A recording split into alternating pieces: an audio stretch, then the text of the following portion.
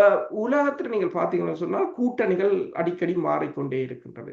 இப்ப சிரியாவில் நடைபெறுகின்ற போரை பார்க்கலாம் நீங்கள். இப்ப குர்திஸ் படையினரை அமெரிக்கா துப்புரவாக கைவிட்டு விட்டது என்ற ஒரு நிலையாக இருக்கின்றது. அப்ப தற்போதைய சிரிய அரசு முற்று முழுதாக சிரியாவை கைப்பற்றக்கூடிய ஒரு நிலைக்கு முன்னகர்ந்திருக்கின்றது. முன்னைய அரசை அசாத்தின் அரசை வீழ்த்துவதற்காக அவர்கள் குர்திஸ் படையினருக்கு ஆயுதங்களை கொடுத்தார்கள், பயிற்சிகளை கொடுத்தார்கள். தங்கள் காரியம் முடிந்தவர்கள் இப்போது கைவிட்டு விட்டார்கள். மீண்டும் அவர்கள் கெரில்லா தாக்குதலை ஆரம்பத்திலிருந்து ஆரம்பிக்க வேண்டிய ஒரு நிலைக்கு போயிருக்கிறார்கள்.